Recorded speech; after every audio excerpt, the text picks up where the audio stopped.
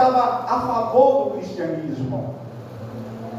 Aquelas pessoas que estavam do lado dele se tornam contra ele.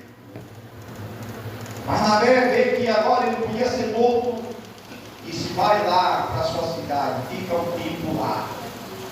E ele fica em casa. Depois de 10 anos, chegou muitos boatos dizendo que Paulo estava ganhando almas para Cristo na sua cidade natal. E quando ele começa agora a sentir que está mais preparado, que está mais, vamos dizer assim a palavra, está mais capacitado, ele agora volta para Jerusalém. Mas chegando lá,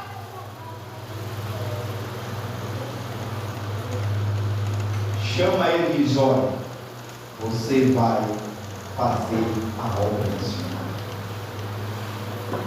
Coloca as mãos sobre ele e disse: vai, entrega a palavra.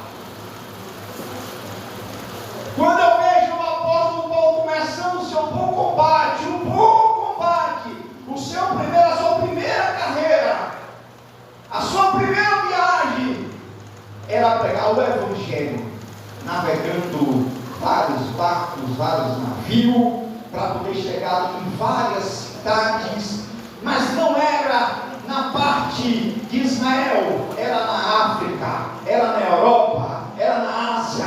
Paulo começou a viajar aonde os apóstolos não iam, ele começou a ir lá, e lá ele teve grande surpresa. Pensou que o Evangelho ia ser fácil? Não foi fácil. Quando ele vem agora, ele encontra Timóteo, e observa Timóteo isso. Eu gostei desse nome. Chama os anciões e pergunta: quem é esse jovem aí? Os anciões disseram: esse homem aqui é filho de Eunice, era judeia. A avó dele é Loide, judia também, mas o pai dele é grego. O que você pode dizer dele? Ah, um bom menino. Deus tem uma grande obra. Deus me mostrou que Deus tem uma grande obra na vida dele. Eu vou fazer outra viagem. Quando eu voltar, eu quero esse menino para mim, porque eu sei que Deus tem um pastorado na vida dele. Aleluia. Então o apóstolo Paulo vai e volta e leva Timóteo. Na sua viagem, ele deixa ele lá, Timóteo fica em Éfeso.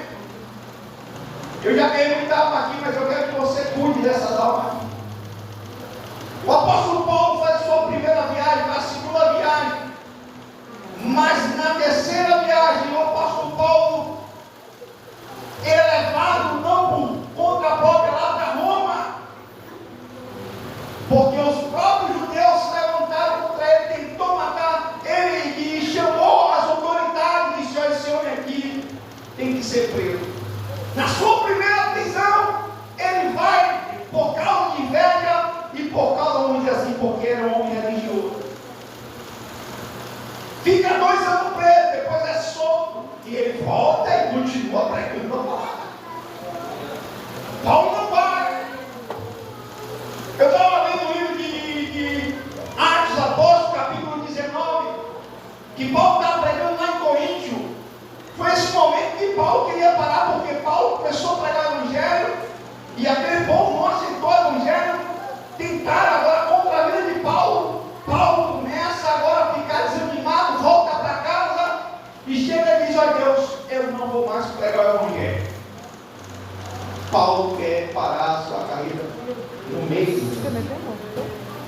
Mas quando ele está dormindo em sonho, Deus aparece para eles: homem, fale e não te cales, porque ainda tem muitas pessoas para ganhar neste lugar.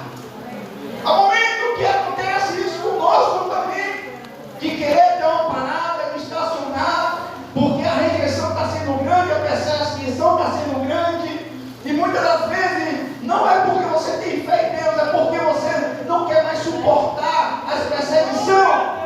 Mas Deus sabe o momento que você quer parar, é quando Ele chega. Você lembra do Salmo 46? Deus é o nosso refúgio e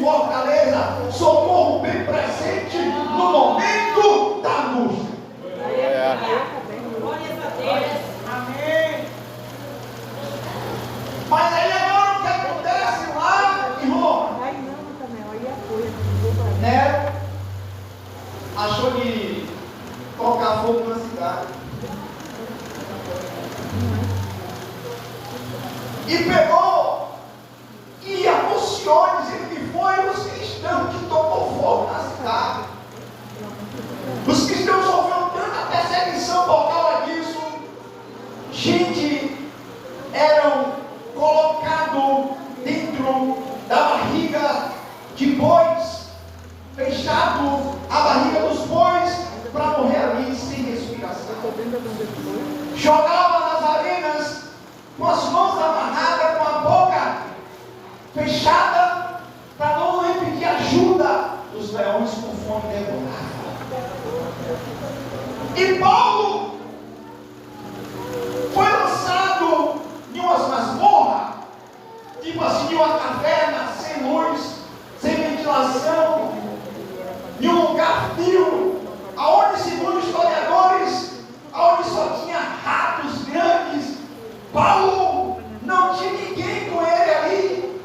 Até os amigos que Paulo tinha, todos abandonaram Paulo. A única pessoa que ainda ficou com ele lá foi Lucas.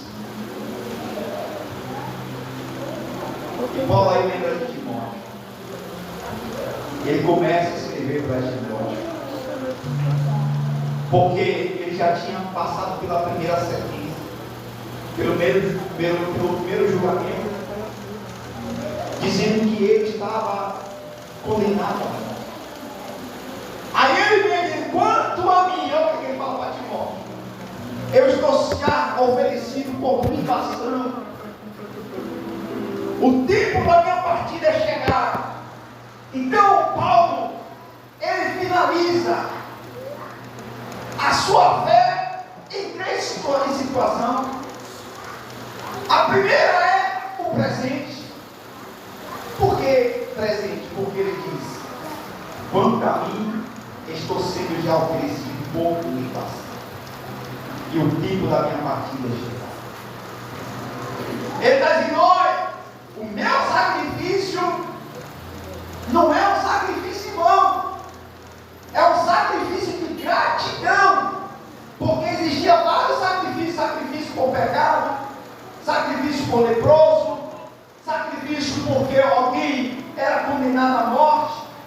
Existia também o sacrifício por libação, aonde as pessoas pegavam as suas melhores bebidas, os vinhos, e chegavam ao altar e derramavam. Isso quer dizer sacrifício de libação.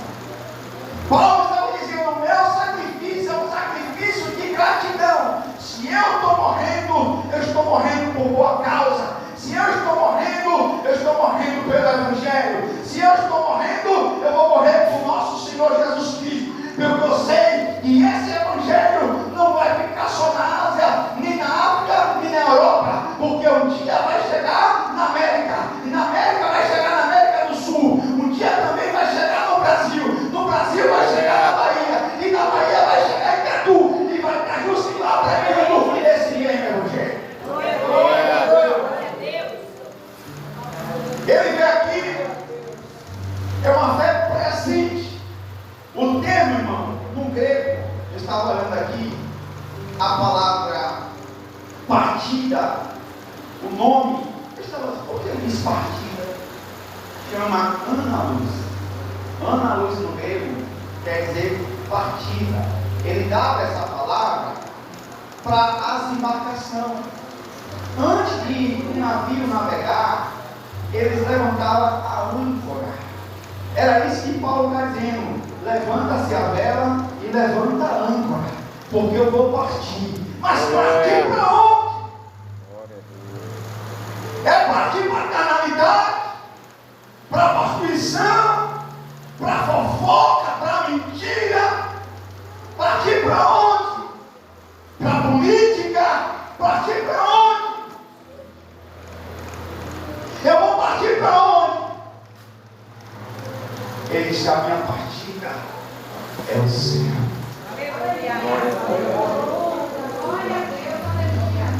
Aí ele diz que a partida dele, irmão, o tempo da minha partida é chegado. É assim: oi, Timóteo, eu aqui estou indo embora. Sabe por que eu estou indo embora? Porque é o tempo de Deus de embora. Aleluia. E aí ele chega assim, ele fala que é o presente, agora ele vem para o passado. Aí ele vem assim: combati um bom combate. Combati um bom combate. Ele não diz combati um mau combate, ele não diz isso. Ele diz: eu combati um bom combate.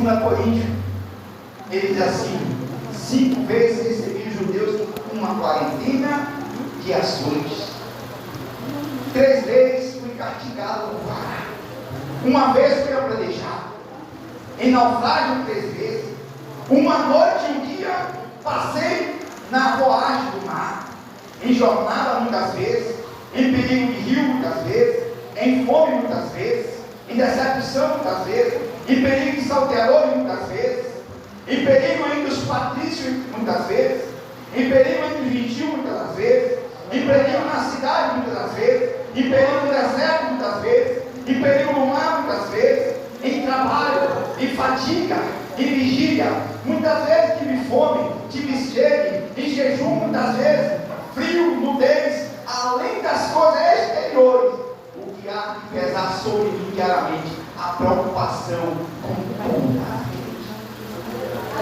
Olha o combate de Paulo, apanhar. Olha o combate de Paulo, ser jogado na prisão e ter que cantar e orar, aleluia, até meia-noite, até que Deus venha criar um terremoto para tirar ele da prisão. Olha o combate de Paulo, que ele disse que era bom. Não foi o combate de Paulo, não foi um carro novo, não foi uma casa nova, que nem casa Paulo tinha mais. Paulo andava igual peregrino, andando aqui ali. Isso não quer dizer que Paulo não tinha casa, não. Ele tinha, mas quando ele foi pregar o evangelho, ele não tinha casa.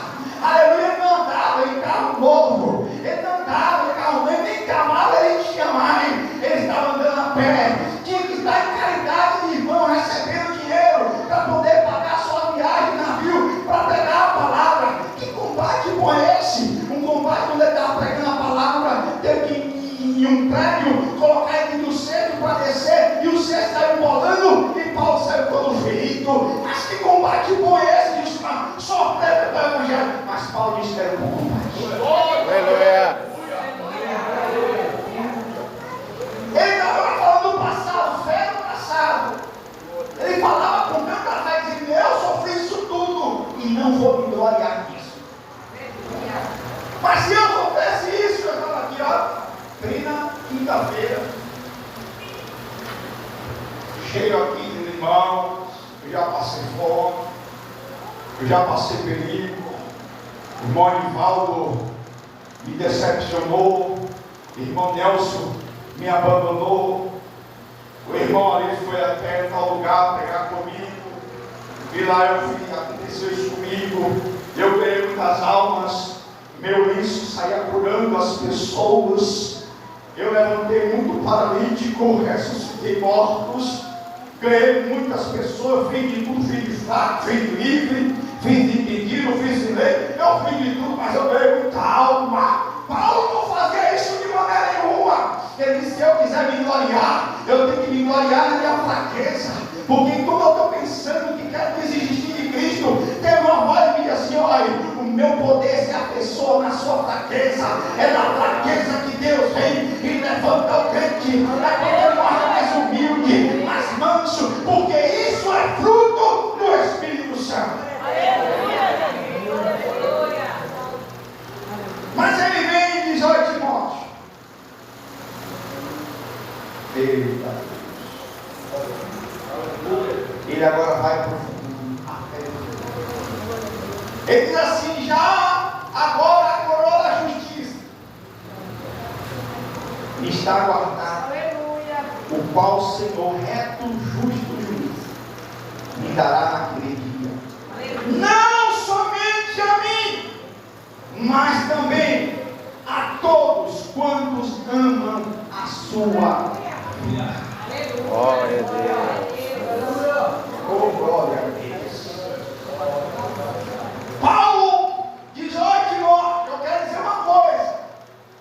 Combati o bom combate, acabei a carreira. Que carreira é essa? O corredor, quando ele vai correr de revezamento, o primeiro corredor ele sai correndo, não sei se é 100 metros, 200 metros ou 500 metros, e aí quando ele chega à meta dele de 500, ou quem sabe 200 metros, ele passa o bastão para a segunda pessoa, para terminar. Era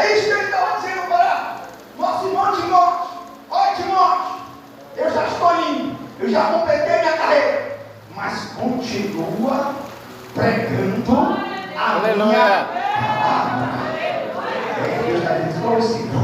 Continua pregando a minha palavra. Aí ele vem dizer assim, ó Timóteo, prega a palavra, insta, que seja oportuno, que não desenfore de tempo e não em tempo. Eu quero que com a palavra você corrija, eu quero que com a palavra você venha repreender, eu quero que com a palavra você exorta com toda a humildade e doutrina. Pode assim, não pode parar, Timóteo, tem que continuar pregando, porque o evangelho não pode ser em vão. Eu parei, mas você tem que continuar. Eu parei, a nossa cidade tem que continuar. Eu parei, a igreja tem que continuar. Eu parei, nosso irmão de volta tem que continuar. Eu parei, nosso irmão de volta tem que continuar. Eu parei, vocês têm que continuar.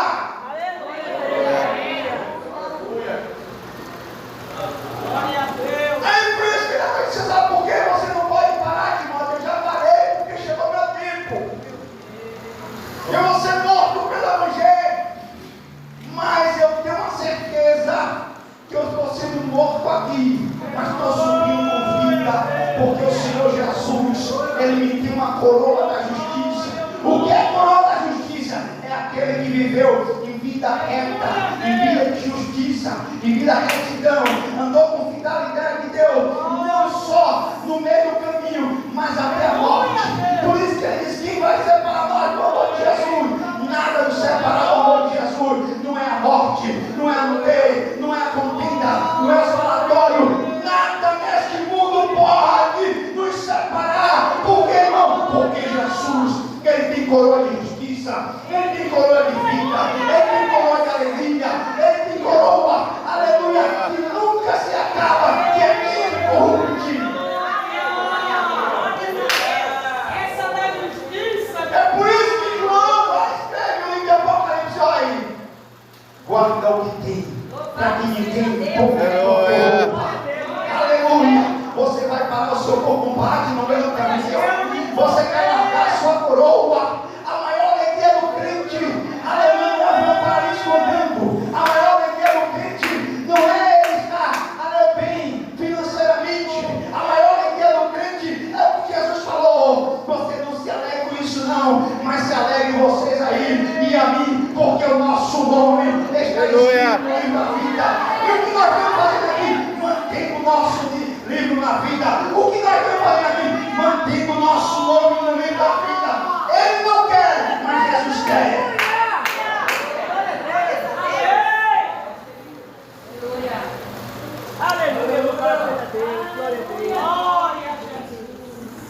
E aí eu fico arrebatando.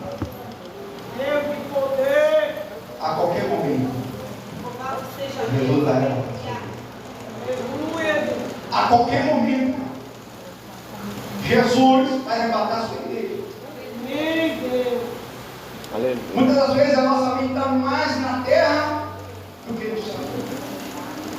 Aí ele escreve, Paulo escreve lá para os irmãos de Colossenses, deixando essa palavra. Não só pensar nas coisas terrenas, mas pensar também no céu. E nosso pensamento muitas das vezes desvia, quer pegar outras rodovias, mas o arrebatamento está para acontecer a qualquer momento. Ele pode ser através de uma morte. Quantas pessoas infartam do nada? Jovem infartando do nada. Mas irmão, mas não do nada. Esse Deus está arrebatando, está levando. Você viu aquele jovem cantor? Pedro Henrique? Do nada. Jesus pode arrebatar ainda hoje. Aí eu pergunto, você está um pouco mais? Eu estou com um pouco mais?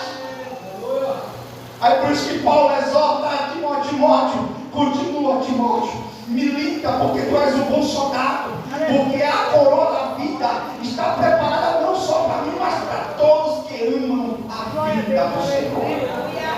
Que Deus abençoe a todos em nome de Jesus. Glória a Deus.